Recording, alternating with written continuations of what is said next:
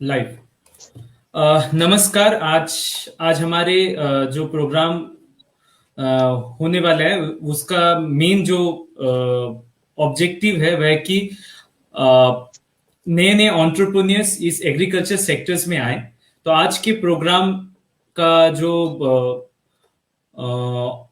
जो लाइन है वह है कि how to start your startup in agriculture industry.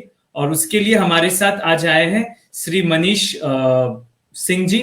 Is a founder of Vedic herbs and organic. नमस्कार sir, welcome to our program sir. Sir thank you so हम much. Sir actually sir हम लोग जब पूछ रहे थे सारे स्टूडेंट को या इस बारे में कि ये प्रोग्राम में आपको क्या क्वेश्चन पूछना है या इस प्रोग्राम में आप लोगों को क्या करना है, तो एक दो चीज हमें आ रहे थे कि मतलब लोगों का कुछ सिंपल क्वेश्चन था। पहला क्वेश्चन था कि ये है क्या, ये एग्रीकल्चर इंडस्ट्री है क्या। ये सब सोचते एग्रीकल्चर मतलब खेती बाड़ी होता है, ये होता है, ये इंडस्ट्री कैसे बन गया, मतलब सबका यही क्वेश्चन है इस चीज में। ठीक है, शुभम, मैं बताता हूँ। सबसे पहले तो अच्छा हुआ आपने मुझे आज टाइम दिया लोगों के बीच में अपना पॉइंट रखने का और समझाने का कि एग्रीकल्चर इंडस्ट्री क्यों आगे चलकर सक्सेसफुल होने वाली है और आप इसमें क्यों स्टार्टअप करना आपके लिए ज़रूरी है। एग्रीकल्चर इंडस्ट्री में जैसे आपने कहा ना, कॉमन मैन यही समझता है कि फार्मिंग और फार्मर, दैट्स इट। बट ऐसा है नहीं। आपका जो चिप्स बनाने वाली कंपनी है वो भी एग्री इंडस्ट्री की एक वन ऑफ द पार्ट है। ठीक है। वो फार्मर से आलू लेने के बाद चिप्स बनाती है, तो वो फूड प्रोसेसिंग में आता है, वो भी कहीं ना कहीं एग्रीकल्चर का ही पार्ट होता है। तो ये बहुत बड़ा, बहुत वास्ट इंडस्ट्री है। एग्रीकल्चर इंडस्ट्री में अभी एनिमल हस्बेंड्री भी को इंक्लूड किया गया है। आपका फर्टिलाइजर इंडस्ट्रीज भी आती है उसके अंदर। मैन्योर इंडस्ट्री आ गई। इक्विपमेंट, एग्रीकल्चर इक्विपमेंट में अगर कोई करना चाहता है तो ऐसे इस तरीके से तमाम 16 से 17 कैटेगरीज बनाए गए हैं गवर्नमेंट के द्वारा, जिसके अंदर फार्मिंग तो है ही नॉर्मल। अब फार्मिंग में भी उन लोगों ने 3 से 4 प्रोजेक्ट्स कर रखे हैं, जैसे फॉरिकल्चर हो गया, हर्बल हो गया, आपका फिर फॉरेस्ट्री हो गया। इस तरीके की चीज़ों को भी उन लोगों ने काफ़ी ज़्यादा प्रमोट किया है। तो नॉर्मली हम लोग को जैसे फार्मिंग करनी होती है, तो हम लोग को केवल यही चीज़ बताया जाता है कि केवल एक फार्म होना चाहिए, फार्म लैंड होना चाहिए, फार्मर होना चाहिए और क्रॉप का सीड होना चाहिए। और हमारी फार्मिंग इंडस्ट्री हमारे लिए बस वहीं तक सीमित है, बट ऐसा है नहीं। बात उसके बाद भी स्टार्ट होती है, जहाँ पर आपका प्रोडक्ट को ट्रेडिंग जब आप करते हो, तो वो भी फार्मिंग इंडस्ट्री की ही कहलाती है। अगर आप कोई हम्म। प्रोसेसिंग यूनिट लगाते हो या मैन्युफैक्चरिंग यूनिट लगाते हो और उसी हम्म। खाद्य पदार्थ से रिलेटेड कोई प्रोडक्ट आप लेकर आना चाहते हो मार्केट के अंदर, तो वो भी आपकी एग्रीकल्चर इंडस्ट्री के अंदर आती है। हम्म। फिशरिंग डिपार्टमेंट भी आपका कहीं न कहीं एग्रीकल्चर इंडस्ट्री के अंदर आता है। हम्म। गौशालाज़, ये भी एग्रीकल्चर डिपार्टमेंट के अंदर है। पोल्ट्री फार्म्स हो गए। मतलब इस तरीके की तमाम चीज़ें जो हैं वो सब कुछ एग्रीकल्चर के अंदर आता है। ठीक है? तो ओके। ये बहुत ओके। बड़ी इंडस्ट्री है। अगर कोई भी स्टार्टअप करना चाहता है तो उसको समझना होगा कि उसको किस सेक्शन के अंदर जाना है। एग्रीकल्चर का मतलब केवल एग्रीकल्चर फार्मिंग नहीं है, बहुत सारी हम्म। चीज़ें हैं, हम्म। डिटेल में है। ठीक है? ओके सर, मतलब मेरा एक क्वेश्चन है, मतलब एग्रीकल्चर मतलब एग्रीकल्चर इंडस्ट्री मतलब इसमें जो भी लाइक फूड प्रोसेसिंग हो गया, बड़े बड़े मशीनरी सेटअप्स हो गए, ये सारे एग्रीकल्चर में आते हैं। और हम सब लोग जो कुछ आएगा। सुने सब कुछ मतलब इंक्लूडिंग एनिमल हस्बेंडरी और ये सारे सब सारे चीज। और बिल्कुल। मेरे को देखिए, नॉर्मली नॉर्मली हम्म। जैसे कि आपने बताया कि कॉमन मैन तो बस इतना ही जानता है कि फार्मर और farming land, that's hmm. It. ठीक है? और हम्म। प्रोडक्शन हो गया, गेहूं आ गया, बाजरा आ गया, बस इतना ही सीमित है, बट ऐसा है नहीं। अब इनके रख रखाव के लिए कोल्ड चेन स्टोरेजेस होते हैं, वेयर हाउसेस भी होते हैं, ये ओके। सब ओके। भी आपकी फार्मिंग इंडस्ट्री के अंदर आती है। तो हम्म। काफी बड़ी है फार्मिंग इंडस्ट्री। और ओके इंडिया सर। तो वैसे भी फार्म बेस्ड कंट्री है, जहाँ पे सबसे हम्म। ज्यादा जीडीपी आपका फार्मिंग से ही आता है। तो हम्म। फार्मिंग में केवल खाद्य पदार्थ से रिलेटेड नहीं, एनिमल हस्बेंड्री भी है, वेयर हाउसिंग भी है, ट्रांसपोर्टेशन जो होता है इक्विपमेंट्स का होता है वो सब भी है। हम्म। जो आप एग्रीकल्चर इक्विपमेंट्स लाइक ट्रैक्टर हो गया, कुदाल हो गई, खुरपी हो गया, ये सब भी हम्म। कहीं ना कहीं एग्रीकल्चर इंडस्ट्री का ही पार्ट कहलाता है। तो जिसका जैसा चॉइस होता है वो उस तरीके से इस इंडस्ट्री के अंदर अपने स्टार्टअप्स को करता है या फिर अपने बिजनेस को डालता है। सर एक क्वेश्चन था इसके अंदर कि कौन कौन सा सेक्टर, ये तो एग्रीकल्चर इंडस्ट्री तो काफी बड़ा है, लेकिन इसमें हम्म। कौन कौन सा सेक्टर्स बूमिंग है, मतलब कौन कौन सा सेक्टर आपका ग्रो कर रहा है। ये हमें थोड़ा जानना ओके। है सर। देखो यार, सबसे पहले तो मैं एक साल पीछे चलूंगा। एक साल पीछे का मतलब जब कोरोना स्टार्ट हुआ था तब हम्म तक समझ के चलना। जब सब हर जगह लॉकडाउन था तो हम हम्म सभी लोगों ने खाना पीना नहीं छोड़ा था। ठीक है। तो ये यस सर। कितना इम्पोर्टेंट सेक्टर है, एग्रीकल्चर इंडस्ट्री इतनी हम्म इम्पोर्टेंट है कि हम लोग इसके बिना जिंदा नहीं रह सकते। दवाइयां ना भी मिले तब भी हम घर के अंदर बंद थे, यस लेकिन सर, यस हमें सर, खाना पीना ना मिले तो वो हमारे लिए सबसे बड़ी चीज थी। तो एग्रीकल्चर यस सर। इंडस्ट्री हमेशा बूमिंग रहेगी, हमेशा रहेगी, आदमी के ओके मरते सर। दम तक। ठीक है। चाहे कितना भी डिजास्टर आए, कितना भी आए। अब रहता है कि आगे आने वाले टाइम पे हमारे लिए कौन कौन से एग्रीकल्चर इंडस्ट्री के अंदर कौन कौन से सेक्शन हैं जो ज्यादा डेवलप होगा।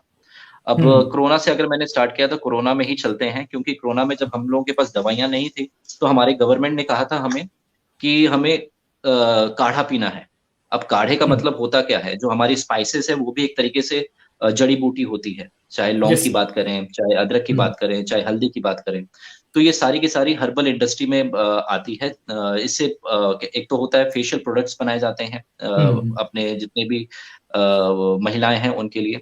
इसके अलावा हम्म खाद्य पदार्थ और आयुर्वेदा में भी यूज किया जाता है। तो हर्बल इंडस्ट्री एक बहुत बड़ा बूमिंग सेक्टर होने वाला है आने वाले टाइम पे। ओके तो सर। जो भी किसान भाई हैं, अगर वो प्रॉफिट लेना चाहते हैं या रेगुलर प्रॉफिट लेना चाहते हैं तो उनको रोटेशन क्रॉप जरूर करना है अपनी फील्ड के अंदर।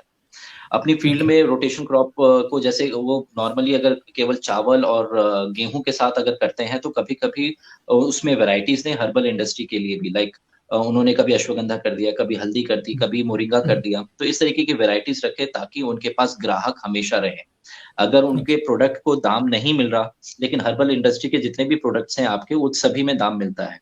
ठीक है, और हम्म अच्छे से मिलता है। अगर इंडिया हम्म में नहीं मिलता तो आपके मैक्सिमम एक्सपोर्ट होते हैं हमारे हर्बल इंडस्ट्री के प्रोडक्ट। 80% अच्छा माल हर्बल इंडस्ट्री का बाहर एक्सपोर्ट हो जाता है। तो कितना ओके। ज्यादा डिमांड है, केवल हिंदुस्तान में नहीं, हिंदुस्तान के बाहर भी है। तो one of the booming sector is herbal industry. Second आ हम्म जाता है एनिमल हस्बेंड्री। हम्म जिस तरीके से पिछले 4-5 सालों में ना हमारी इंडियन गवर्नमेंट ने काफी ज्यादा बूम, या ये कह लो कि लोगों को प्रेरित किया है आपकी देसी गौ वंश को बढ़ाने के लिए। ठीक है। या हम्म फिशरीज को बढ़ाने के लिए, या हम्म फिर आप कह ले पोल्ट्री फार्म हो गए, गोट फार्म हो गया, इन सब चीजों को बढ़ाने के लिए उन लोगों ने ज्यादा से ज्यादा सब्सिडीज तक भी प्रोवाइड किए हैं कि अगर आप ओके। इसको स्टार्ट कर सकते हैं।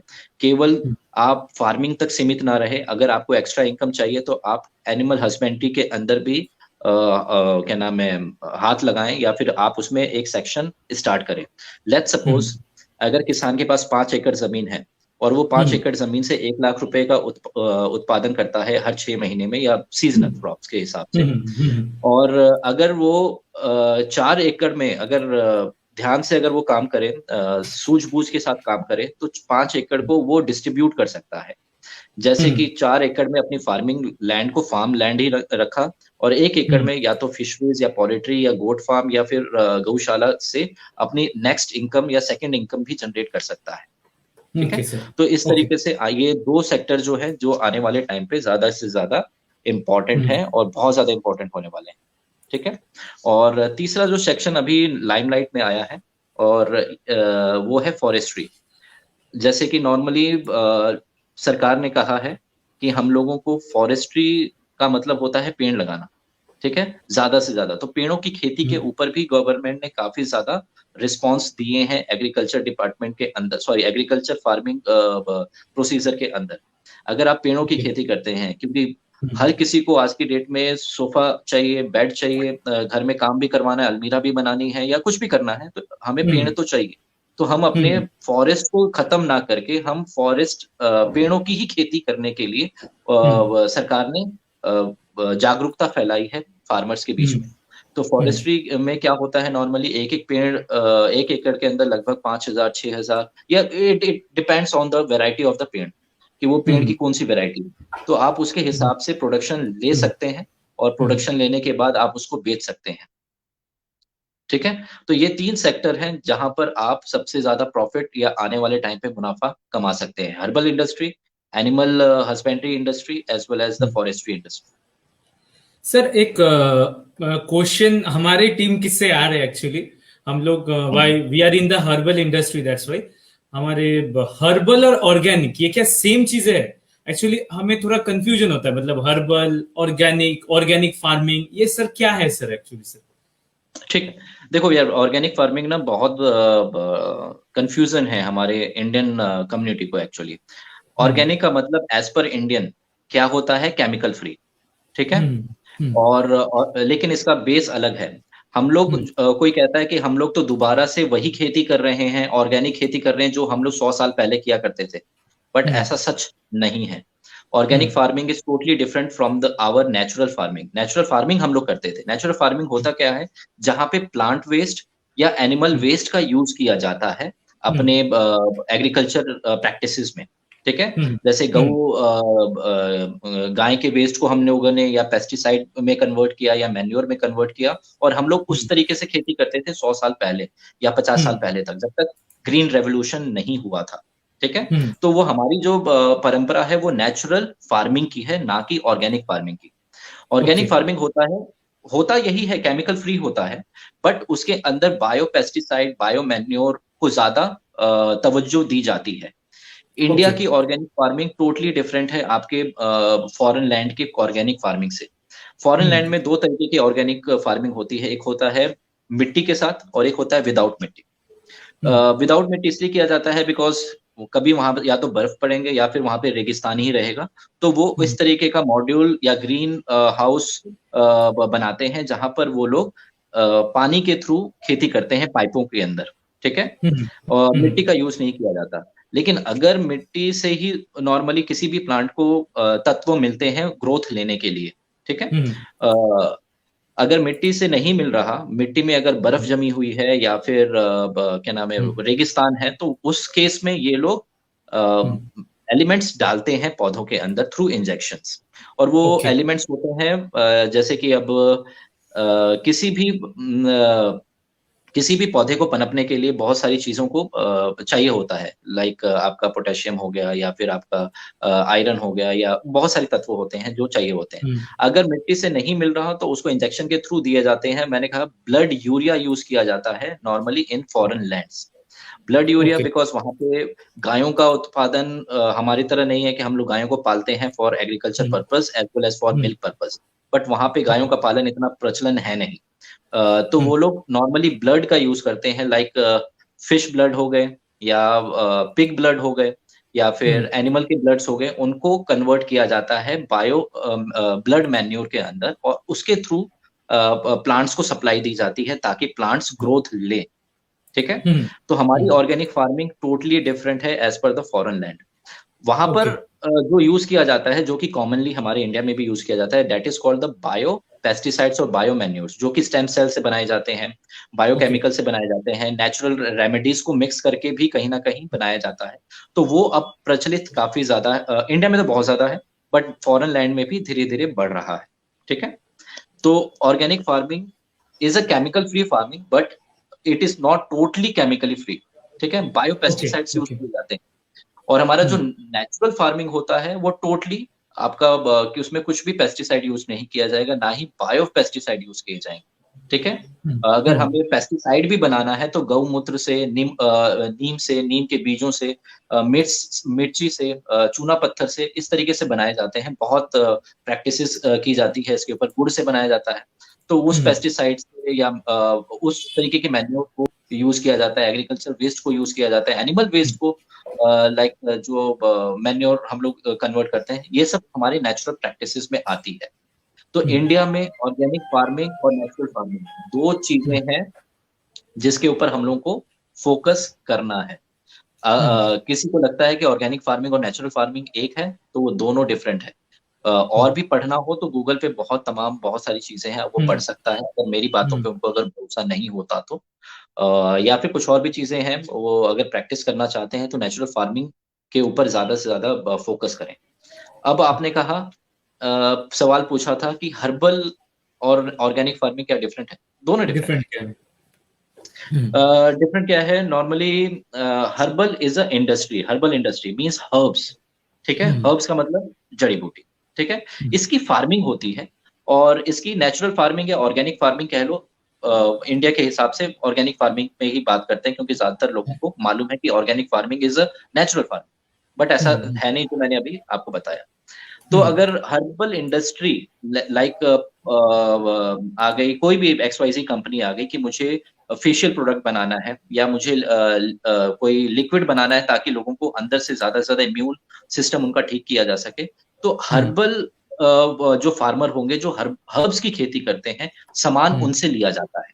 और ओके, और जो हर्ब्स होता है, हम्म, हर्ब्स में केमिकल यूज नहीं किया जाता, नहीं तो ये लैब टेस्टिंग में फेल हो जाते हैं, जिसकी वजह से इनका ओके, प्रोडक्ट फिर नहीं बिकता।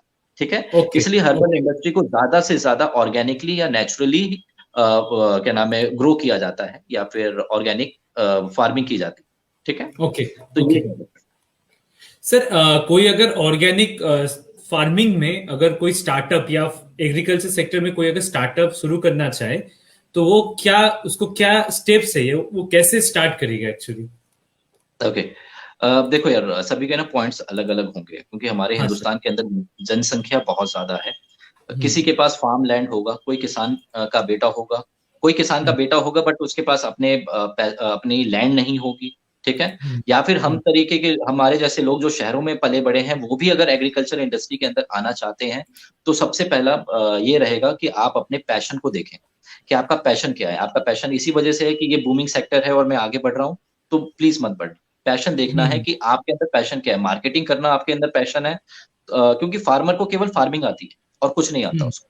ठीक है, हम्म, फार्मिंग करने के बाद उसको प्रोडक्ट कहाँ बेचना है, कहाँ लेकर जाना है, किससे क्या करना है, उसको नहीं मालूम। तो अगर आप उसके लिए एक मार्गदर्शक बन सकते हैं और उनके प्रोडक्ट हम्म, को आगे बेच सकते हैं, तो आप बहुत छोटे इन्वेस्टमेंट से भी स्टार्ट कर सकते हैं, लाइक अ ट्रेडिंग और एज अ सप्लायर आप स्टार्ट कर सकते हैं।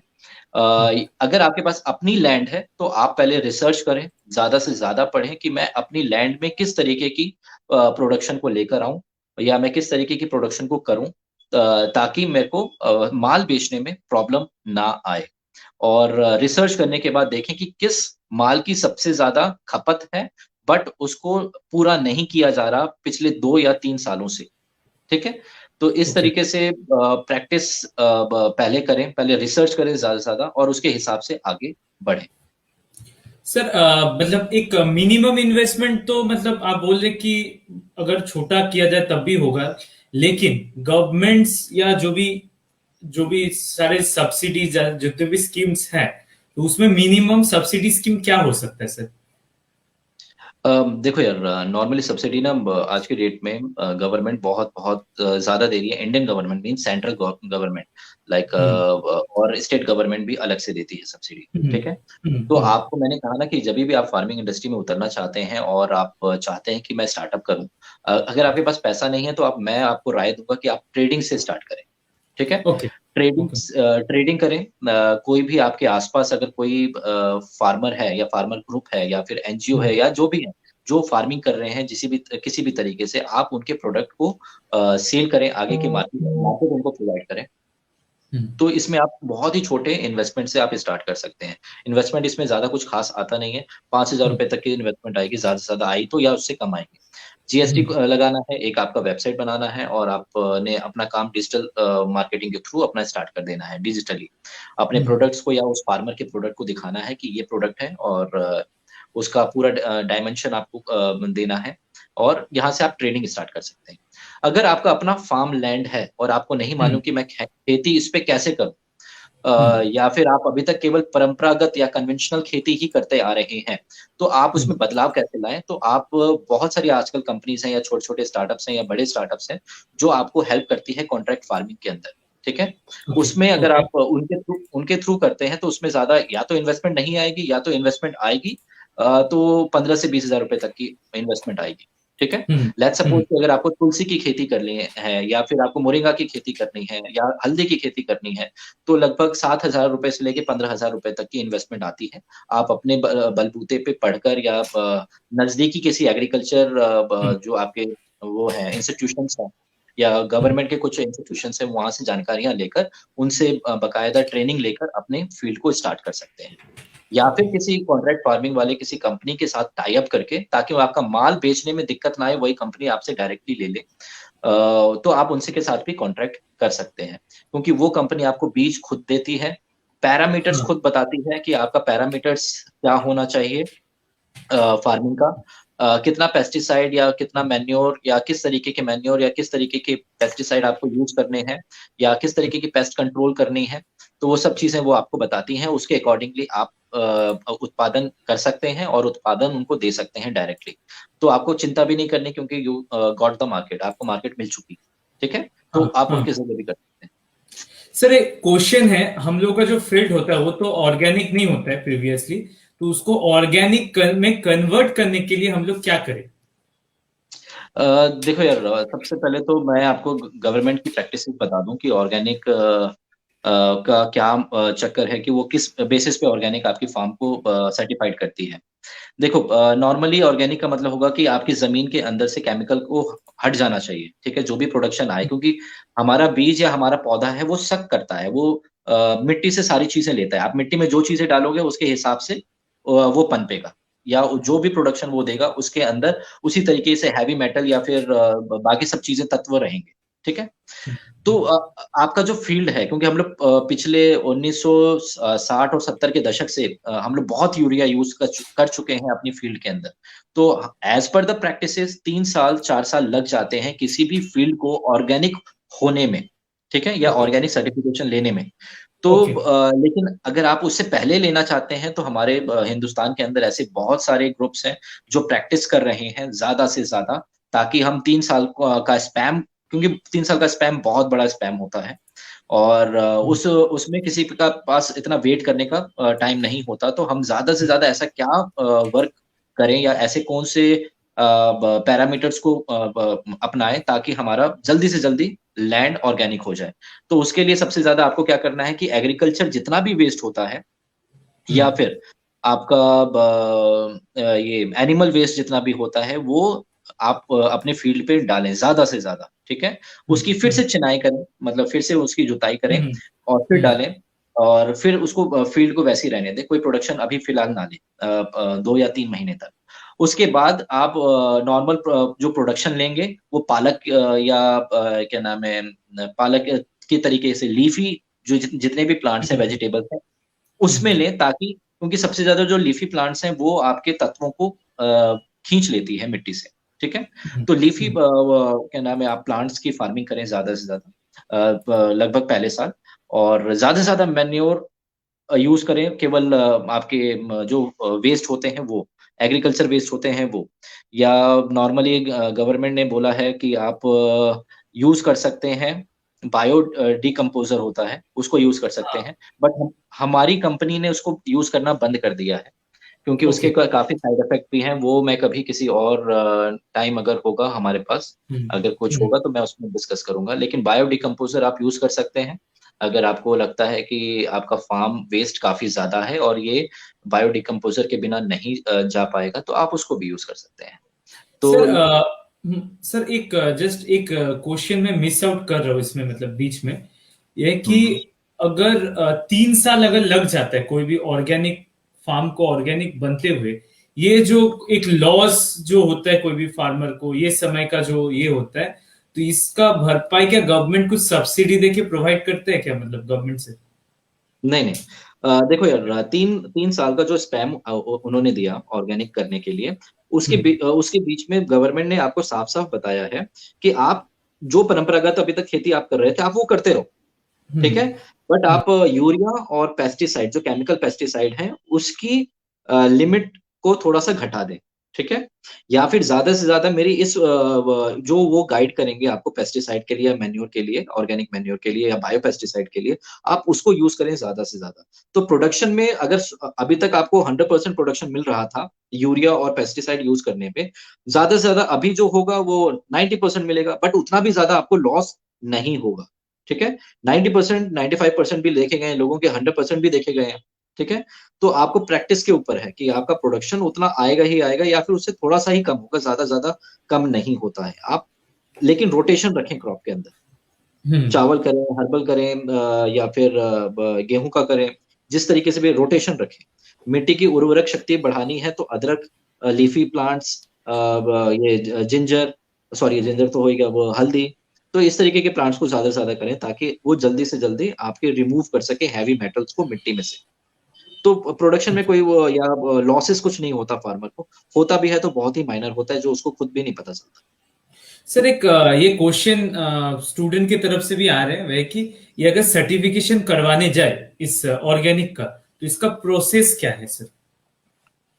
सर्टिफिकेशन का प्रोसेस नॉर्मली देखिए, गवर्नमेंट ने ना काफी सारी कंपनीज को वो दिया है इसकी सर्टिफाइड सर्टिफिकेशन प्रोवाइड करने के लिए।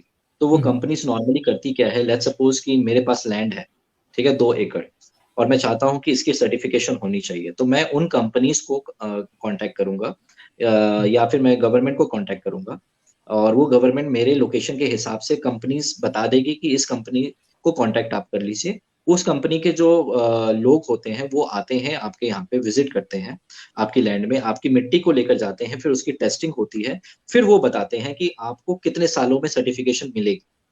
ठीक है, अगर हम्म, मिट्टी ठीक है उनके हिसाब से तो 1.5-2 साल, लेकिन 3 साल तो फिर भी कोई लेता ही लेता है, चाहे गवर्नमेंट हो चाहे वो कंपनी, वो 3 साल लेते ही लेते हैं। ठीक है, हम्म, तो हम्म, नॉर्मली 3 साल लगेगा या किसी किसी के 7 साल भी लगते हैं।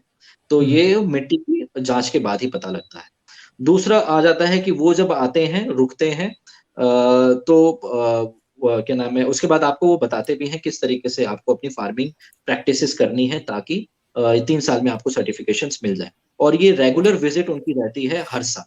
ठीक है, ओके। और हर साल ये मिट्टी की जांच होगी, या क्या नाम है, प्रोडक्शन की जांच होगी, और हर तरीके से होगी, और ये 3 साल तक चलती रहेगी।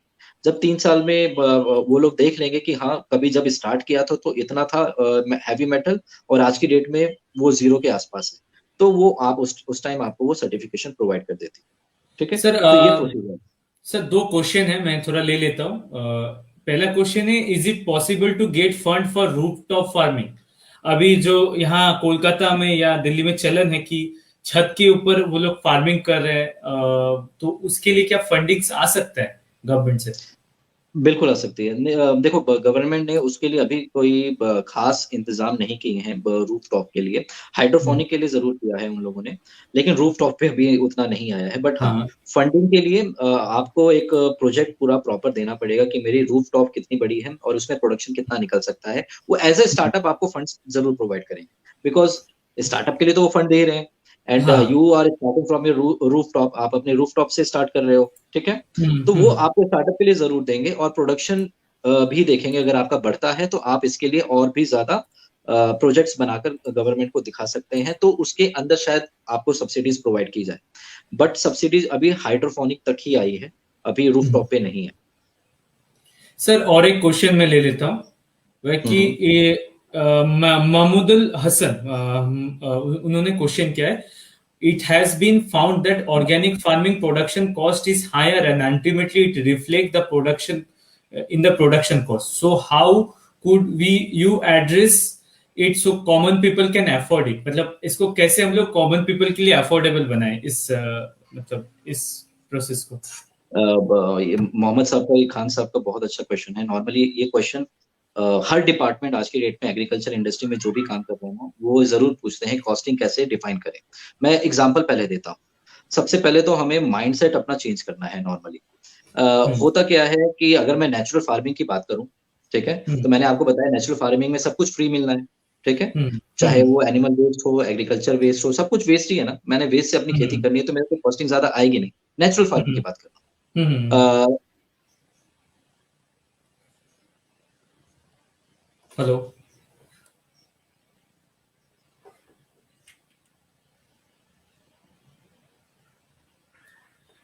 हम लोग थोड़ा बहुत टेक्निकल प्रॉब्लम के लिए अटक गया है, तो we will be waiting, 1-2 minute हम लोग वेट करेंगे सर के लिए।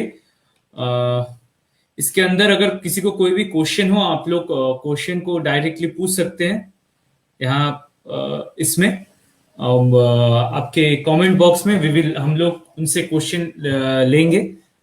थोड़ा बहुत इंटरनेट के प्रॉब्लम की वजह से हुआ है ये इश्यूज।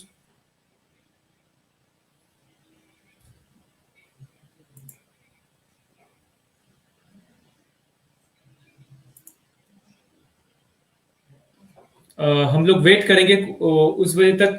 ऑर्गेनिक फार्मिंग के लिए आपके पास अगर कोई भी क्वेश्चन हो आप लोग ले सकते हो। हाँ सर, सो सर थोड़ा इंटरनेट इशू सर। हाँ सर, बोलिए सर। अच्छा, नॉर्मली क्योंकि डिमांड ज्यादा है ऑर्गेनिक की, ठीक है, इसी वजह से नॉर्मली लोगों को प्राइसिंग बढ़ानी पड़ती है। अब मैं आ जाता हूँ खान साहब के सवाल का आंसर आंसर के लिए। ऑर्गेनिक में नॉर्मली जो भी आपने कहा, हाँ, कॉस्टिंग हायर रहती है, ठीक है, लेकिन डिमांड भी उसकी उतनी ही ज्यादा होती है। मैंने जैसे शुरू में बताया कि ऑर्गेनिक फार्मिंग अगर हम चूज करते हैं, तो हम अगर ये सोचकर चूज करते हैं कि मुझे इंडिया में बेचना है, तो डेफिनेटली अगले 5 साल तक तो इंडियन जो हमारी कम्युनिटी है वो आपके प्रोडक्ट को नहीं खरीदने वाली। तो जितने भी ऑर्गेनिक के प्रोडक्ट्स हैं, मोर देन 80% आपके विदेशों में सप्लाई हो जाते हैं और वो हायर प्राइसेस में होते हैं, ठीक है, हम्म। क्योंकि डिमांड उनकी बाहर से आ रही है, इंडिया में भी डिमांड नहीं आई है, बिकॉज हमारी जो एनुअल इनकम भी होती है या हमारी नॉर्मल इनकम होती है वो अफोर्ड नहीं कर सकती उस चीज को, ठीक है। हम्म। हमारा हम्म। जो लेबर कॉस्ट लगा या फिर हमारी बीज कॉस्ट लगी, हमारी केमिकल कॉस्ट लगा या जो भी हमारा लगा, वो ऑब्वियसली उसका प्रोडक्ट जो रिजल्ट आएगा वो महंगा ही जाएगा। अब महंगा जाएगा, अगर मैं उसे लेस में रखूंगा तो मुझे लॉस होगा, तो मैं उसको ऑप्ट नहीं करूंगा सेकंड टाइम पे। इसलिए हम्म। जितने भी ऑर्गेनिक फील्ड के अंदर फार्मिंग या प्रोजेक्ट लेकर जाना चाहते हैं, वो प्लीज अपने इंपोर्ट एक्सपोर्ट लाइसेंस जरूर बनाएं, ताकि आपको हम्म। बाहर की पार्टी मिल जाए और आपका सामान या आपका सप्लाई जो है वो बरकरार रहे, क्या नाम है, आपको मार्केट मिलती रहे। आपको मार्केट इंडिया में अभी अगले 5 साल 7 साल तक नहीं मिलेगी।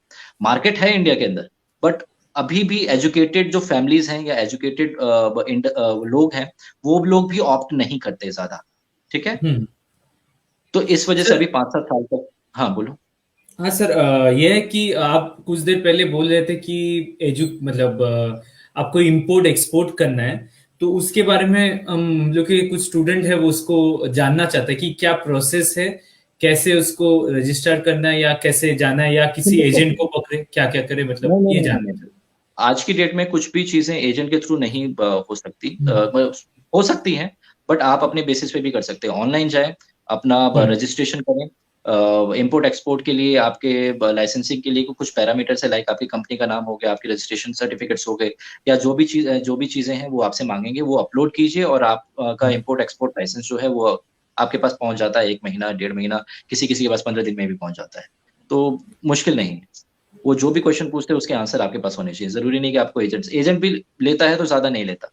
आपका इंपोर्ट एक्सपोर्ट लाइसेंस जो है वो एजेंट के साथ 2000 तक 1500 रुपए तक आ जाता है, ठीक है, तो है नहीं, ज्यादा तो टफ सर नहीं इस है। ये सब अगर कोई मेरे स्टूडेंट या कोई स्टार्टअप करना चाहे इस सेक्टर में, तो गवर्नमेंट से क्या क्या सब्सिडी आ सकता है, मतलब क्या क्या एक्चुअली मेजर सब्सिडीज आते हैं, मतलब जस्ट लाइक पीएमजीपी हुआ या ऐसा कुछ, क्या क्या आते हैं सर? देखो यार, नॉर्मली सब्सिडीज ना हर सेक्शन में, हर प्रोडक्ट में, हर वेरिएशन में अलग अलग है, ठीक है। मैंने बोला ना कि किसी को भी अगर स्टार्टअप करना है तो सबसे पहले उसको अपना पैशन देखना है।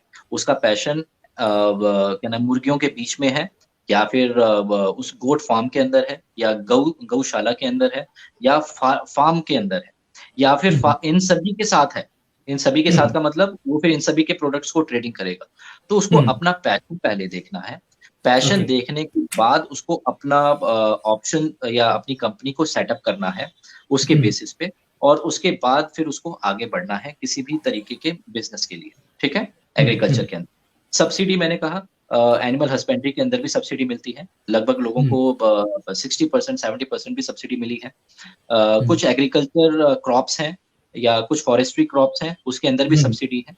तो आपको कौन सा ऑप्ट करना है, मैंने हमेशा बोला है कि आप एग्रीकल्चर जो भी आपके आसपास डिपार्टमेंट है, इंस्टीट्यूशन है या गवर्नमेंट एंटिटीज है, आप उनसे कांटेक्ट करें।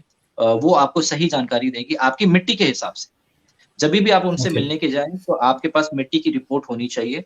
मिट्टी या तो उन्हीं को दे दें, वो आपको मिट्टी की रिपोर्ट बता देगी और उसके अकॉर्डिंगली आपको चॉइसेस दे देगी कि आप अपने फार्म में या अपनी लैंड में किस तरीके की खेती कर सकते हैं। या फिर अगर पोल्ट्री फार्म या कुछ भी एनिमल हस्बेंड्री में कुछ काम करना चाहते हैं या हर्बल इंडस्ट्री में कुछ काम करना चाहते हैं, वो आपको प्रॉपर गाइड करेंगे और बताएंगे कि सब्सिडी कितनी किसमें क्या मिले, ठीक है, क्योंकि ओके। सभी की सब्सिडी डिफरेंट है। ओके। ठीक है सर। सर, एक चीज जिसके वजह से आज लेट स्टार्ट हुआ हम लोग का, रास्ते में एक्चुअली आंदोलन चल रहे थे, चक्का जाम। तो एक चीज आपसे जानना है कि सर, ये इतने डर का जो माहौल है कि ये कॉन्ट्रैक्ट फार्मिंग है क्या सर, मतलब इसमें क्या प्रॉब्लम है, मतलब कि मतलब ऐसा मतलब ये चल रहा है मार्केट, मतलब बाहर में मतलब। नहीं नहीं, ये बर्ग लाने वाली बात है। एक्चुअली कॉन्ट्रैक्ट फार्मिंग कोई नया कॉन्सेप्ट नहीं है। हम्म, मैं तो पिछले 5 सालों से कर रहा हूँ। ठीक है। सरकार तो ये अभी रिसेंटली लास्ट ईयर लाई है, एज पर द जो अभी फार्मर हम्म, प्रोटेस्ट चल रहा है, हम्म, उसके हिसाब से तो पिछले साल आई है, बट ऐसा नहीं है। कॉन्ट्रैक्ट फार्मिंग 2007 और 8 से ज्यादा लाइमलाइट में है। 2007-8 हम्म, से चल रही है हम्म, कॉन्ट्रैक्ट फार्मिंग। ठीक है। ओके, उसमें उन्होंने कुछ नया नहीं किया, इस फार्म बिल के अंदर कुछ नया नहीं है। ठीक है, सिवाय ओके। एक या दो चीजों। लेकिन कॉन्ट्रैक्ट फार्मिंग पहले से ही चलता आ रहा है। ठीक है। सर क्या ले क्या है सर ये, मतलब ये कैसे कर सकता है? अगर हमारे कुछ स्टूडेंट या ये कॉन्ट्रैक्ट फार्मिंग में आना चाहता है तो ये कैसे कर सकता है ये इसमें? पहले तो मैं कॉन्ट्रैक्ट फार्मिंग के बारे में थोड़ा सा मैं गाइड कर दूं। कॉन्ट्रैक्ट हम्म, फार्मिंग है क्या, जैसे कि शुभम का फार्म है 10 एकड़। ठीक है। मेरी हम्म, कंपनी है चिप्स बनाने वाली। ठीक है। हम्म, मैंने शुभम को अभी मैंने कांटेक्ट नहीं किया, बट मुझे आलू चाहिए। तो या तो मैं अपने बिजनेस डेवलपर्स या अपने एम्प्लॉयज को मैं बोलूंगा कि मंडियों में भागो। ठीक है। हम्म, या फिर हम्म, सरकारी डिपार्टमेंट, सरकारी गोदामों में जाओ, वहां पर देखो हम्म, कि मुझे इस साइज का ही आलू चाहिए, और बड़े आलू चाहिए, मोटे आलू चाहिए, लेंथ चाहिए, और इसके अंदर केमिकल कम होना चाहिए। मतलब मेरे कुछ पैरामीटर्स हैं, मुझे वही आलू हम्म, चाहिए। ठीक है। हम्म, उसके हिसाब हम्म, से मेरे बच्चे जाएंगे, वो रिसर्च करेंगे और फिर वो फाइंड आउट करेंगे, और ये चीज हम्म, उन्हें हर साल करना पड़ेगा। हम्म, तो कॉन्ट्रैक्ट फार्मिंग में मैं क्या करूंगा कि शुभम से मेरा किसी ने कॉन्ट्रैक्ट करवाया कि सर इसके पास है, इसी से ले लो ना, ये भी तो आलू का ही प्रोडक्शन करता है। तो मैं हम्म, शुभम के पास जाऊंगा, यानी आपके पास आऊंगा, मैं ये बोलूंगा कि शुभम, आप आलू की ही प्रोडक्शन करते हो, अब की बार आप मंडी में ना बेचकर आप मुझे डायरेक्टली बेच दें, मैं आपके फार्म से लेके चला जाऊँ। ठीक है। मुझे हम्म, बहुत भागना पड़ता है, मेरा कॉस्टिंग वहां पे बहुत ज्यादा है। एक काम करेंगे, मैं आपको उसी उसकी जो कॉस्टिंग मेरी जा रही है, वो कॉस्टिंग मैं आपको एक्स्ट्रा दे दूँ। ठीक है। हम्म, और आप हम्म, आप मेरे पैरामीटर से करना खेती बाड़ी। ठीक है। हम्म, और हम्म, आलू का प्रोडक्शन के लिए मेरे ये पैरामीटर्स है, और मेरी पूरी टीम आपके साथ रहेगी, और वो करेगी। तो आपने क्या किया था, आप पहले भी खेती करते थे, आज भी खेती कर रहे हो। पहले भी हम्म, खेती करते थे लेकिन आप मंडी में बेचते थे, आज आप मेरे को डायरेक्टली बेच रहे हो। ठीक है। अब हम्म, पहले आपके पास जो बीज था, क्या करना है क्या नहीं करना है, ये आप डिसाइड करते थे, बट आज की डेट में आपके साथ मैं भी डिसाइड करूंगा। ठीक है। ओके, मेरे साथ। ओके, तो आपको हर तरीके से सहूलियत दी जा रही है, आप काम वही कर रहे हैं। मैं आपके साथ आपकी कोई जमीन का नहीं ठेका ले रहा, मैं आपसे ये कह रहा हूं कि आपकी जमीन से जो अभी तक 50 टन माल निकलता था, 50 टन का मतलब 1 ton is equal to 1000 kg, 50 ton का मतलब 50,000 किलो। अगर 50,000 किलो आपके फार्म लैंड से निकलता था पिछले साल तक, मुझे हम्म, 40 टन ही दे देना माल, यानी 40,000 किलो ही टन माल दे देना, बट मेरे पैरामीटर के हिसाब से दे देना भाई, और मैं तुम्हें ये रेट दे दूंगा। क्योंकि इस साल जो आलू की कीमत है वो 10 रुपए है, और मेरा जो हम्म, खर्चा लगता है ओवरऑल मार्केटिंग और रिसर्च और उसमें, वो उससे ज्यादा ले जाता है। तो मैं आपको 15 रुपए का दे देता हूँ भाई। उस टाइम पे जो भी रेट रहेगा, वो रेट मैं भी दे दूंगा मैं आपको। मीन्स आपकी प्रोडक्शन होती है 6-7 महीने के बाद या साल भर के बाद, जो भी आपकी प्रोडक्शन आएगी, उस टाइम पे जो मार्केट वैल्यू होगी, मैं वो दो दो ऑप्शन दिए जाते हैं। मैं भी, जैसे हम लोग भी कॉन्ट्रैक्ट फार्मिंग करते हैं फार्मर्स के साथ, हम्म, हम दो ऑप्शन देते हैं। एक मिनिमम बेस हमने उनको दे दिया, पहले से हम्म, अच्छा दिया है। पिछले साल अगर उसका 10 रुपए का बिका है, तो मैं उसको 15 रुपए दूंगा कि भाई साहब ये 15 रुपए जाएगा। और हम्म, उसमें एक और क्लॉज आता है कि अगर 15 रुपए से ऊपर चली जाती है मार्केट, तब क्या होगा? तो तब हम्म, ये होगा कि जो मार्केट प्राइस होगा, विच एवर बी हायर, जो भी बड़ा होगा, हम उस पे रेट पे लेंगे। यानी कि अगर 10 रुपए का आलू होगा मार्केट रेट के हिसाब से, तो मैंने 15 रुपए तो तय कर दिया है सर, मिनिमम बेस कर दिया है। ठीक है। अगर 15 रुपए को भी क्रॉस करके वो 20 रुपए चला जाता है, तो अब यहां पर क्या हो गया, विच एवर ही इज हायर, जो भी हायर होगा मैं आपको वो दे दूंगा। तो आपको लॉस कहीं से भी नहीं है। ठीक है। सर आते वक्त आज मैं बस में जब आ रहा था तो सब फ्लैकर्स, बड़े बड़े फ्लैकर्स लेके बैठे हुए थे, एमएसपी। तो मैं तो कंफ्यूज हूँ, ये क्या चीज है, मतलब मेरे लिए तो पूरा नया लगा। I am not from this sector, I am from pharma sector, waste management sector. ये एमएसपी है क्या, ये क्या है? ये सब्जी है, मंडी है, मेरे को कुछ समझ में नहीं आ रहा सर। मैंने बोला ना, मिनिमम बेंचमार्क आपका तय किया जाता है। ठीक है। हम्म, कि इससे नीचे आपका माल नहीं बिकेगा। मैंने आपका हम्म, आलू का एक बेंचमार्क लगा दिया, that is called the MSP. ठीक है। हम्म, हम्म, मिनिमम मैंने कॉस्टिंग आपकी लगा दी कि भाई साहब, मैंने आपको कॉस्टिंग इस साल की देनी है, जब भी प्रोडक्शन आएगा तो मैंने 15 रुपए देना है। This is the hmm, benchmark, MSP. ठीक है। अब इस ये यही चाहता है किसान नॉर्मली कि मेरा एमएसपी हर क्रॉप पे डिसाइड हो। अभी नॉर्मली इंडियन गवर्नमेंट ने सभी क्रॉप्स के ऊपर डिसाइड नहीं किया है। बहुत ही वो क्रॉप्स जो ज्यादा बिकते हैं, जैसे गेहूं हो गया, धान हो गया, या फिर मक्का हो गया, इन सब पे इन्होंने एक मिनिमम बेंचमार्क दिया हुआ है, ठीक है, हम्म। बट सारी क्रॉप्स में नहीं दिया। तो वो चाहते हैं कि हर तरीके के फार्मर्स हैं, कोई फार्मर गेहूं कर रहा है, कोई फार्मर आलू कर रहा है, कोई फार्मर ट्री का प्लांटेशन का कर रहा है, तो हर एक फार्मर का एक बेंचमार्क तय किया जाए कि इस दाम पे तो बिकेगा ही बिकेगा, ताकि सारे फार्मर सिक्योर हो जाएं। तो गवर्नमेंट कह रही है कि एक साथ मैं सब कुछ नहीं कर सकती, धीरे धीरे जो ज्यादा खपत होती है जिस प्रोडक्ट में, मैं उसके बेंचमार्क तय करती हूँ, और धीरे धीरे मैं और चीजों पे भी करती रहूंगी। तो गवर्नमेंट ये कहती है, जो कि ये कह रहे हैं कि नहीं, आपको सभी पे करना है, सभी पे करना है, हटाओ इसको। सर एक इसमें बहुत बड़ा क्वेश्चन है, क्योंकि मैं आई एम फ्रॉम मतलब विलेज, मेरा गांव मतलब आस पास ही में है, यहाँ से जस्ट 20 किलोमीटर अवे। तो हम्म। वहां क्या होता है सर, कभी कभी ओवर प्रोडक्शन हो जाता है सर। और मैं हम्म। अब मुझे ये एमएसपी पता नहीं था, आज आप बोले इसीलिए पता चला। वो क्या करते हैं, 8 आना में 1 रुपए में आलू किलो में बेचते हैं। आलू हाँ। आठ ओके। 50 पैसा, 50 पैसा हुआ, 1 रुपी हुआ, कभी 25 पैसा में चला जाता है। क्योंकि ये जो गरीब फार्मर है, इनके रखने के लिए, ये कोल्ड स्टोरेज में रखने के लिए तो जगह नहीं है। ये कोल्ड स्टोरेज ऑलरेडी पॉलिटिशियन लोग ले लेते हैं अपने लिए। तो सर हम्म। इनके अगर ये एमएसपी से कम आता है तो ये फार्मर लोगों का आलू का क्या होगा सर, ये है क्वेश्चन सर। ओके। अब शुभम के पास मैं फिर से जाता हूँ। शुभम आलू का फार्मिंग करता था, ठीक है। हाँ सर। शुभम से मैंने कॉन्ट्रैक्ट किया था कि 40 टन का माल मुझे प्रोवाइड करना यार, ठीक है। हम्म। तुम्हारे पास हो गया 70 टन, हम्म। मैंने तो 40 टन का कॉन्ट्रैक्ट लिया था, अब 70 सर टन का तुम करोगे तो। ये सर पूरा सर बंगाल का प्रॉब्लम है सर। एवरी टाइम आलू के सीजन में सर, एवरी टाइम सर, अभी सर आलू sir, if you go to my village you will get aloo in 25 पैसा किलो। बिकॉज अभी आलू ओके। रखने के लिए सर स्टोरेज नहीं है हम लोग के यहाँ, क्योंकि मेरे जो गांव है it's near to border area. तो ओके। वहां ऐसा कंडीशन है। तो ये कैसे, मतलब ये कैसे सॉल्व किया जाए, मतलब ये अगर एमएसपी वाला अगर हो तो पुअर फार्मर तो पुअर फार्मर ही रहेगा, अमीर फार्मर अमीर बन जाएगा। इसको कैसे ये किया जाए सर, मतलब एक्चुअली मेरा क्वेश्चन नहीं, था, क्योंकि related to this sector actually, that's why. नहीं, नॉर्मली हम लोग भी अपनी कंपनी के अंदर यही प्रैक्टिस कर रहे हैं कि जहाँ पे जैसे कि कई बार हड़ताल लग जाती है कि गन्ने का अब दाम नहीं मिल रहा, टमाटर का दाम नहीं मिल रहा, या मिल्क का दाम नहीं मिल रहा, तो फार्मर क्या करता है, उसको फिर डिस्ट्रॉय कर देता है, अपनी मेहनत को डिस्ट्रॉय कर देता है। तो हमारी कंपनी कहीं ना कहीं इसी चीज के ऊपर काम करने की कोशिश कर रही है कि क्यों ना हम छोटे छोटे स्टार्टअप्स को एग्रेसिव बनाएं, मतलब उनको बताएं कि हम लोग इन फार्मर्स के दाम को ले लेंगे, क्योंकि वो कौड़ियों के भाव में बिक रही है, ठीक है। लेकिन मुझे मालूम है कि मैंने अगर 15 रुपए का कॉन्ट्रैक्ट किया हुआ है ऑलरेडी, मैंने 40 टन तो मैंने ले लिया, क्योंकि मेरी खपत उतनी ही थी।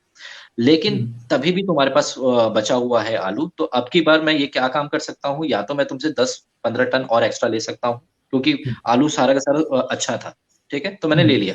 या फिर आपके पास ऑप्शन आ जाएगा ना, क्योंकि आपने पूरा प्रॉफिट लॉस देखकर मेरे साथ कॉन्ट्रैक्ट किया था, ठीक है, कि सर कि मैं 50 टन का आलू जो मैं बेचता था सर मंडी के रेट पे, तो मुझे इतना प्रॉफिट होता था सर।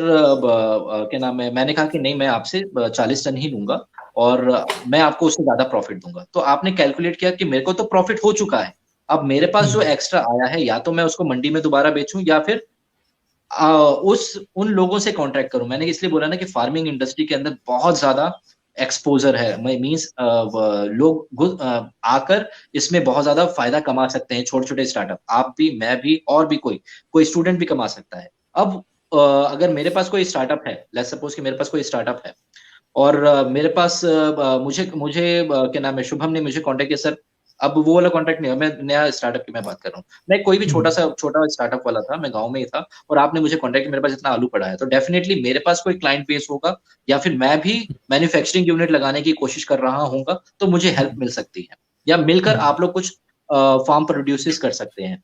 गवर्नमेंट ने क्या किया है इसके अंदर, नॉर्मली पिछले 3 सालों से गवर्नमेंट एक प्लान चला रही है, जिसमें वो ये कह रही है कि अगर आपका एक्स्ट्रा प्रोडक्ट बच जाता है, ठीक है, आपका कॉन्ट्रैक्ट हो गया, या फिर मंडी में आपने बेच दिया, मंडी वालों को जितना लेना था ले लिया, अब आपके पास अगर कोई एक्स्ट्रा प्रोडक्ट बन गया है, तो आप मैन्युफैक्चरिंग यूनिट डालें।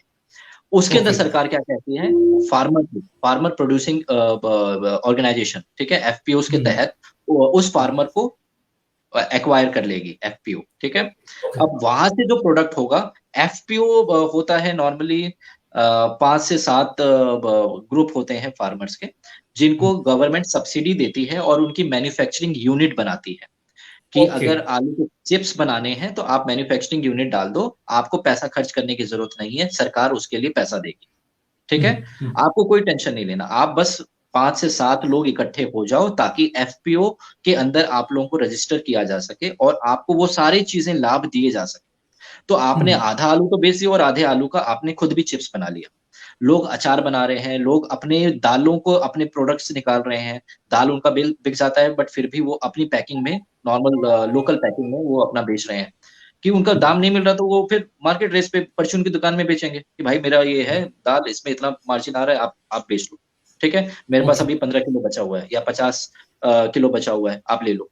इसी तरीके से 7 फार्मर है तो 7 तरीके से काम करेंगे। तो इस ओके। तरीके से भी कम किया जा रहा है। तो बहुत सारे तरीके हैं। सर एक ये क्वेश्चन मेरे एक स्टूडेंट से आया अभी, मतलब मैसेज में, वे कि हम्म, ये पूछना चाहता है कि ये जो फार्मर है, मैं भी कुछ दिन पहले सर्वे में गया था यहाँ नदिया डिस्ट्रिक्ट में, यहाँ इसमें इनका प्रॉब्लम है sir, they are not educated. तो अगर कोई भी कंपनी इनके साथ अगर कोई भी एग्रीमेंट करने जाता है, तो ये एग्रीमेंट में क्या लिखा होता है इनको पता नहीं चलता है सर। तो इस हिसाब से उनको कौन हेल्प कर सकता है इस प्रोसेस को कंप्लीट करने के लिए? देखो यार, नॉर्मली ये प्रॉब्लम हर जगह आती है, ठीक है, हर सेक्टर में आती है, हर गांव में आती है कि फार्मर को तो मालूम ही नहीं है, वो तो अंगूठा लगाना आता है, उसको साइन करना आता है। हम्म। तो हम जो हम्म। बोल रहे हैं वो हमने टाइप किया है या नहीं किया है, ठीक है। हम्म। तो यही एक्चुअली मेन प्रॉब्लम जो हमारे इस फार्म बिल के अंदर यही चीज आ रही है कि लोग हम्म। एजुकेटेड नहीं हैं। तो यस सर। अभी जो जिसकी यही यही प्रॉब्लम मेरे साथ भी आई थी, तो जिसकी वजह से मैंने अपनी एक एनजीओ का सेटअप किया। उसमें मैंने यही किया कि जितने भी गांव के बच्चे हैं जो हम्म। बाहर किसी छोटी मोटी जॉब के लिए चले जाते हैं, हम लोग उनको शिक्षित करके उनका स्टार्टअप उसी गांव में कर रहे हैं ताकि उनके थ्रू कुछ भी आए, क्योंकि वो तो हम्म। पढ़े लिखे हैं ना, वो बच्चे एमबीए हैं यस। या फिर 12th पास हैं। तो हम उन हम्म। बच्चों को एक रोजगार योजना के तहत उनको एम्प्लॉय कर रहे हैं ताकि अपने गांव के अंदर कुछ भी इलीगल चीजें अगर हो रही हैं, यू आर हम्म। देयर, आप वहां पे देख रहे हो, आप उसको रोक कर सकते हो। बिकॉज ऐसे रोकथाम नहीं होगा क्योंकि बहुत यस ज्यादा सर। फार्मर है, ठीक है, यस सर। बहुत ज्यादा यस सर। कंपनीज भी हैं, बट रोकथाम नहीं हो सकता। तो यही हर एक गांव के बच्चों को, जो भी पढ़े लिखे बच्चे हैं और वो अपने गांव में रहकर कुछ करना चाहते हैं, तो वो अपने तरीके से इस चीज को हैंडल कर सकते हैं। ऑप्शन अच्छा है। एक अलग से एक स्टार्टअप का ऑप्शन है कि मैं कंसल्टेंसी प्रोवाइड कर रहा हूँ, ठीक है। वो लड़का केवल कंसल्टेंसी प्रोवाइड कर रहा है उस गांव के अंदर, ठीक है। वो ये देख रहा है कि, और उसके लिए उसने कमीशन ले लिया कि भैया तुम्हारा जो भी है मैंने 1% ले लिया, मुझे 100 रुपए मिल गया। कि वो ठीक से लेटर लिखा है या नहीं लिखा है वो मैं डिसाइड करूंगा, ठीक है। और मैंने स्टैंपिंग कर दी, ठीक है। ओके। तो वो एक स्टार्टअप का एक ये भी कल्चर हो सकता है, आप कंसल्टेंसी प्रोवाइड करें। तो बहुत सारे ऑप्शन है इसके अंदर। सर ये तो एक है सर। दूसरा सर, एक प्रॉब्लम, बहुत बड़ा प्रॉब्लम जो फेस कर रहे हैं हमारे पार्टनर तो फार्मर्स। लास्ट डे मैं पर्सनली गया था सर्वे करने, वह कि आपका जो लैंड है, जो जो जो भी लैंड है, उसमें ये केमिकल यूसेज की वजह से काफी ये हो रहा है, उसका प्रोडक्टिविटी डाउन हो रहा है। तो इसको सर, ये इसका क्या सोल्यूशन हो सकता है? ये क्या ऑर्गेनिक इसका सोल्यूशन हो सकता है परमानेंट? कुछ तो परमानेंट सोल्यूशन निकालना पड़ेगा, क्योंकि ये फार्मर गरीब होता है और आपको बोल दे कि वो 8 आना में अभी बेच रहे हैं आलू, तो आप समझ रहे हो उनका इकोनॉमिक स्केल क्या है। तो क्या कर सकते हैं सर, मतलब एक्चुअली, मतलब ये इससे अ, निकालने के लिए सर? देखो यार, आज की डेट में ना फार्मिंग में ना न्यू टेक्निक का मतलब ये नहीं होता कि हम लोग न्यू मशीन यूज करनी है। न्यू टेक्निक का मतलब होता है कि आप नए नए तरीके की, मैंने बोला ना, क्रॉप रोटेशन बहुत जरूरी है। क्रॉप रोटेशन के अलावा क्या है, मल्टी क्रॉपिंग भी बहुत जरूरी है। लेट्स सपोज कि मैंने पेड़ों की खेती के बारे में बता दिया, फॉरेस्ट्री के बारे में, उसमें आपको सब्सिडी भी मिल गई, आपने खेती भी कर लिया, बट आप करोगे क्या? पेड़ तो पनपेगा 5 साल के बाद, ठीक है, 5 साल के बाद तुम लखपति होगे। लेकिन उससे 5 साल तक मैं क्या करूंगा? तो हम लोग क्या करेंगे, अब जो जमीन के नीचे खेती होती है, लेट्स सपोज जिंजर, अदरक, इनकी बहुत डिमांड है, बहुत ज्यादा डिमांड है, फार्मा इंडस्ट्री के अंदर भी डिमांड है और आपके नॉर्मल इंडस्ट्री के अंदर तो है ही, या मंडीज में भी तो डिमांड है, ठीक है। स्पाइसेस इंडस्ट्री के अंदर डिमांड है, ड्राई पाउडर के अंदर डिमांड है, तो बहुत ज्यादा डिमांड है। तो हम उसको अंडर द ग्राउंड जो भी हमारे होंगे, क्योंकि मल्टी क्रॉपिंग हो रही है, ठीक है, पेड़ का पेड़ पनप गया, उसके अलावा जमीन के नीचे मेरी खेती हो रही है, उसके बाद मैं वेजिटेबल की भी खेती कर सकता हूँ, करेले की कर सकता हूँ, लौकी की कर सकता हूँ, कद्दू की कर सकता हूँ, क्योंकि उसको क्या नाम, उसको पनपने के लिए उतना ज्यादा क्या नाम है, धूप के अंदर नहीं रखना है। नॉर्मली पेड़ की ओट से जो आती है धूप, उससे भी वो काम कर सकता है, ठीक है। तो इस बेसिस पे वो मल्टी क्रॉपिंग कर सकता है और अपनी रेगुलर इनकम रख सकता है, और 5 साल के बाद जो उसने अपना फ्यूचर देखा है, उसकी कटाई के बाद, या 7 साल के बाद जो उसने फ्यूचर देखा है उस फॉरेस्ट्री के अंदर, वो भी कर सकता है। अगर वो फॉरेस्ट्री में नहीं जाना चाहता तो मल्टी क्रॉपिंग वो नॉर्मल लैंड पे भी कर सकता है, क्योंकि जो आपने कहा मल्टी क्रॉपिंग और ये क्रॉप रोटेशन की वजह ज्यादा से ज्यादा करने की वजह से ही आपका लैंड जल्दी से जल्दी ऑर्गेनिकली ग्रो करता है, ठीक है। आपने उस खेतों में मैन्योर पे मैन्योर डाल रहे हो, एनिमल वेस्ट, एग्रीकल्चर वेस्ट, उससे कोई फायदा नहीं होना, क्योंकि जब तक उस मिट्टी में से कुछ चीजें सक नहीं होंगी, निकाली नहीं जाएंगी, और वो निकालेंगे कैसे, लीफी प्लांट्स के थ्रू, ठीक है। तो प्रोसीजर, न्यू टेक्निक और प्रोजेक्ट बना बना कर ही आपको अपने लैंड को ऑर्गेनिकली कर सकते हैं और रेगुलर इनकम जनरेट कर सकते हैं। उस इनकम के ऊपर जाओ जो 3 से 4 महीने पे दे रही है आपको, one time investment. Herbal industry के अंदर मैक्सिमम प्रोडक्शन ऐसी ही होती है, वन टाइम इन्वेस्टमेंट होती है 15-20 हजार रुपए की या 30 हजार रुपए तक की। उसके बाद आप 1.5 साल से 2 साल तक हर चौथे महीने पे इनकम जनरेट कर सकते हैं, ठीक है। हर चौथे साल पे आपकी हार्वेस्टिंग हो रही है, हर चौथे महीने में हार्वेस्टिंग हो रही है, तो आप रेगुलर इनकम भी निकाल सकते हैं। आप क्रॉप को रोटेट कर सकते हैं, उसके अलावा आप वेजिटेबल्स कर सकते हैं, बहुत सारे ऑप्शंस आपको रखने पड़ेंगे। सर वन लास्ट क्वेश्चन, क्योंकि ये हमारे टॉपिक के साथ, हम लोग जो सर्कुलर इकोनॉमी को लेके काम कर रहे हैं उसके साथ काफी रिलेटेड है। मैं दिल्ली का एग्जांपल बोलूंगा, क्योंकि दिल्ली में सब कुछ दिख रहा है और आपके बाद ही, मतलब पॉल्यूशन में आपके बाद ही हम लोग आ जाते हैं। हम लोग का जो हावड़ा डिवीजन, कोलकाता डिवीजन है, सेकंड मोस्ट पॉल्यूटेड आता है सिटी। ये पॉलिटिशियन मानना नहीं चाहेंगे, लेकिन जो सच है वो सच है। तो हाँ, बिल्कुल। तो सर ये जो सर हर साल परौली जलाने का जो मतलब ये प्रथा चल रहा है सर, इसको कैसे मैनेज करें? क्योंकि सर हम लोग के यहाँ सर हो रहा है सर हर साल सर, बर्धमान या इस साइड आपका हावड़ा के साइड बहुत जल रहा है परौली, और उसी वजह से उस समय सर पॉल्यूशन आपके वहां 1000 होगा, लेकिन हमारे यहाँ 500-600 हो जाता है सर पीपीएम। तो क्या करें सर, मतलब इसको सर कैसे सॉल्व करें सर? देखो यार, ये नॉर्मली एग्रीकल्चर वेस्ट के ऊपर बहुत ज्यादा हम लोग, हमारी की कंपनी भी कर रही है, बिकॉज हम लोग का भी जो प्रोडक्ट है ना, प्रोड्यूसेस आने के बाद हम लोग एग्रीकल्चर वेस्ट में ज्यादा से ज्यादा हम लोग उसको नहीं कर रहे, लाभान्वित नहीं कर पा रहे हैं। एग्रीकल्चर वेस्ट से हम लोग कुछ भी चीजें बना सकते हैं, हम उस चीज के ऊपर अभी रिसर्च कर रहे हैं। इसका सॉल्यूशन मेरे पास तो है, बट मैं अभी डिस्क्लोज नहीं करूंगा। सही टाइम आने के बाद मैं आपको जरूर इसकी डिस्क्लोज करूंगा, क्योंकि उसके ऊपर हमारी प्रोजेक्ट और रिसर्च चल रही कि हम जैसे पराली है, चाहे गेहूं की चाहे आपकी राइस की, उसका क्या करें। तो मेरे पास ऑप्शन है, बट मैं अभी डिस्क्लोज नहीं कर रहा, बिकॉज वो अभी तक आया नहीं है। वो आएगा, हम लोग उसको लेकर आने वाले हैं, तो मैं आपको जरूर इसके ऊपर करूंगा। लेकिन हाँ, ये जरूर कहूंगा कि waste management is one of the biggest like आने वाली फील्ड है अगले 5 सालों के अंदर, एग्रीकल्चर के अंदर भी और एग्रीकल्चर के बाहर।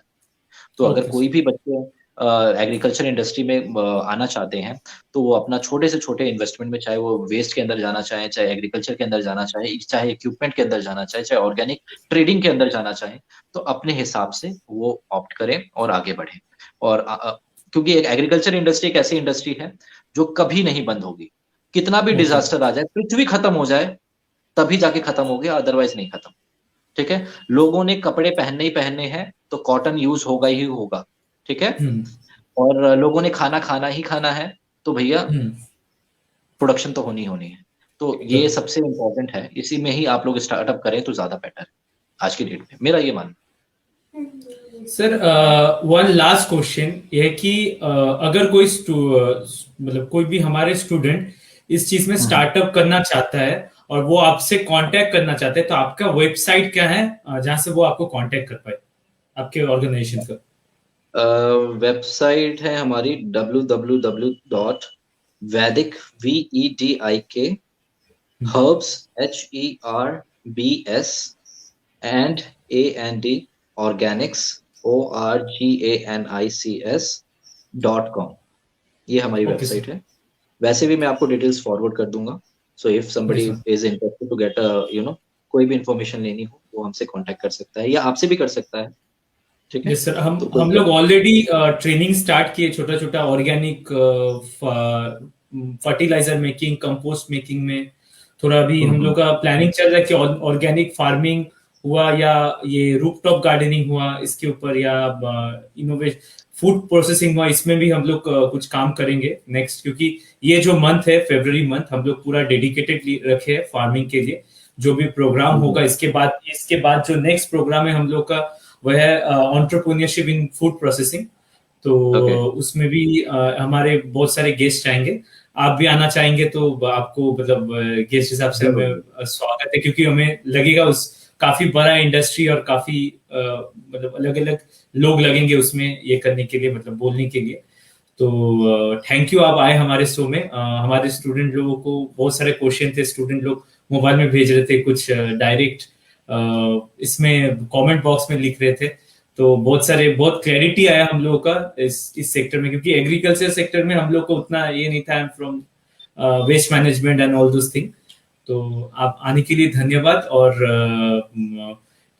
आपको अगर कुछ लास्ट बोलना है तो उस बोल के हम लोग ये प्रोग्राम खत्म करेंगे sir. Thank you so much Shubham, कि आपने मुझे मौका दिया। और क्योंकि मैं हमेशा से ही हेल्प करना चाहता था सभी बच्चों की, जो बच्चों को, क्योंकि हम मुझे या हम लोगों को हमारी पीढ़ी में कोई मार्गदर्शक नहीं मिलता था कि हमें करना क्या है, तो यस हमें सर, हमारी करेक्ट सर, स्ट्रगलिंग करेक्ट। ज्यादा रहती थी। तो यस सर। आज की डेट में बहुत सारी चीजें हैं जहाँ पे बच्चों को रिसर्च ना करना पड़े, टाइम वेस्ट ना करना पड़े, तो इस वजह से मुझे अच्छा लगा कि आपने मुझे बुलाया और मौका दिया। तो मैं यही कहूंगा जाते जाते कि बच्चों से, जितने भी बच्चे हैं या जो भी स्टार्टअप करना चाहते हैं एग्रीकल्चर इंडस्ट्री में, सिंपल आपको यही सोचना है कि ये खाद्य इंडस्ट्री है जहाँ पे लोगों को बीमार पड़ते हैं, तब भी आयुर्वेदा में काफी ज्यादा लोगों का रिसर्च आया है, लोगों का रुझान बढ़ा है। खाने के लिए हम लोग वो कुछ भी हम लोग बिना खाए रह नहीं सकते हैं। या बहुत सारे एनिमल है, क्या नाम है, मिल्क प्रोडक्शन में अगर आपको जाना है तो बहुत सारे ऑप्शंस हैं, और सभी सेक्शन में गवर्नमेंट ने सब्सिडीज दी हैं। आप ज्यादा से ज्यादा पढ़ें और पढ़कर उसमें आगे अपनी रजिस्ट्रेशन करें, और बहुत छोटी रकम से भी आप अपना स्टार्ट कर सकते हैं। ठीक है, और कभी भी लगे तो आप मुझे या शुभम को कांटेक्ट कर सकते हैं और हम इसमें आगे बढ़ सकते हैं। ठीक है, मिलकर। और हाँ, मैं ज़्यादा से ज़्यादा एक और चीज़ कहूँगा, जितने भी बच्चे हैं या जितने भी हम लोग हैं, हम लोग सभी लोगों को एक साथ मिलकर ही आगे बढ़ना होगा। एक साथ मिलकर होता है ना कि मैं आलू की प्रोडक्शन कर रहा हूँ, शुभम टमाटर की कर रहा है, बट जब मैं उसको रिप्रेजेंट करूँगा किसी क्लाइंट के सामने, तो मैं ये कहूँगा कि मैं आलू और टमाटर दोनों करता हूँ। तो चेन बनाना बहुत ज़रूरी है। हम सभी लोग कुछ ना कुछ करें, बट एक-दूसरे के साथ कॉन्टैक्ट में रहें, चेन में रहें, ताकि आप उस प्रोडक्ट को चाहे 100 चाहे आप 5 बनाते हो, बट आप 100 दिखा सकें प्रोडक्ट को। ठीक है? और वो तभी होगा जब हम एक-दूसरे के साथ खड़े रहेंगे बराबर, हर मौके पे, हर चीज़ों पे।